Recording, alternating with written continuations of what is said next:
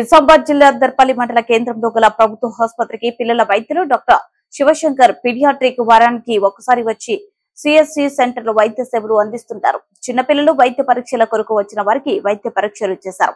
తెలంగాణ వైద్య విధాన పరిషత్తులో విలీనం కావడం వల్ల 6 సిఎస్సిలు 2 ఏరియా ఆసుపత్రులు ఈ పథకం కిందకి వస్తున్నాయి. అనంతరం డాక్టర్ మాట్లాడుతూ డిహైడ్రేషన్ కాకుండా చూసుకోవాలి. డిహైడ్రేషన్ అయితే ఇతర రోగాలు కూడా వచ్చే పరిస్థితి ఉందని, పిల్లలకు డైరెక్ట్ గా ఎండకు వెళ్లాల్సి ఉంటే వారికి కొబ్బరి నీళ్లు లేదా ఓఆర్ఎస్ ద్రవణాన్ని తాపించాలని, పిల్లలకు ఏ చిన్న వ్యాధులకు ఉన్నా వెంటనే వైద్యులను సంప్రదించాలన్నారు.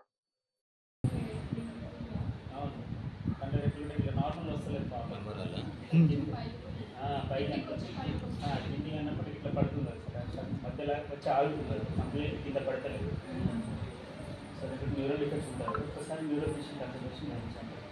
మీకు అడ్రస్ ఇస్తాను. మన గవర్నమెంట్ హాస్పిటల్ అక్కడ వెళ్ళి కలిస్తే వాళ్ళు వచ్చి మీకు చెప్తారు. వస్తారు, హైదరాబాద్ నుంచి వస్తారు.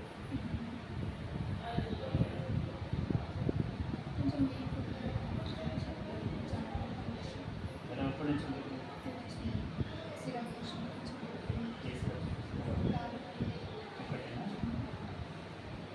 ఎక్కడైనా వెళ్ళొచ్చుగా. ఇప్పుడు నేను డాక్టర్ బి శివశంకర్, పీడియాట్రిషియన్. వారానికి ఒకసారి నేను దర్పల్లి సిఎస్సికి ఫర్ పీడియాట్రిక్ కన్సల్టేషన్ కోసం వస్తున్నాము.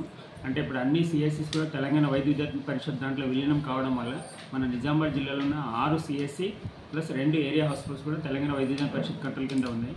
సో ఇప్పుడు ప్రస్తుతానికి ఎండాకాలం కాబట్టి పిల్లల గురించి నేను చెప్పదలిచింది ఒకటే, ఎండ తీవ్రత ఎక్కువ ఉంది కాబట్టి పిల్లలకి ఎక్కువ శాతం మనం ఎండకు ఎక్స్పోజ్ కాకుండా చూసుకోవాలి. అలాగే మెయిన్ ఇంపార్టెంట్ ఏంటంటే డిహైడ్రేషన్ కాకుండా చూసుకోవాలి పిల్లలకి. అంటే మనం బయట ఎక్కడ అనుకోకున్న పరిస్థితులు కూడా మనం తీసుకెళ్లాల్సి వస్తే కూడా మార్నింగ్ మనం 10:30 లోపల అక్కడ చేరుకోవాలి. మళ్ళీ ఈవినింగ్ 5 తర్వాతనే అక్కడ నుంచి రిటర్న్ వచ్చేటట్లు ప్లాన్ చేసుకుంటే బాగుంటుంది. ఎండ తీవ్రత కంటే మనం డైరెక్ట్లీ సన్ ఎక్స్పోజ్ అయినప్పుడు బాడీ టెంపరేచర్లు చాలా విపరీతంగా వేడి వచ్చేసి అలాగే డిహైడ్రేషన్ తోటి వేరే రోగాలు కూడా వచ్చే అవకాశాలు ఎక్కువ ఉంటాయి. కాబట్టి ఎక్కువ శాతం మనం వాళ్ళకు ఈ కొబ్బరి బండలు కావచ్చు, నీటి దాంట్లో మనం ఓఆర్ఎస్ ప్యాకెట్ కలుపుకొని తాకుంటూ ఉంటే మనకు పిల్లలకు ఎండకి ఎక్స్పోజ్ కాకుండా చూసుకుంటే బాగుంటుంది.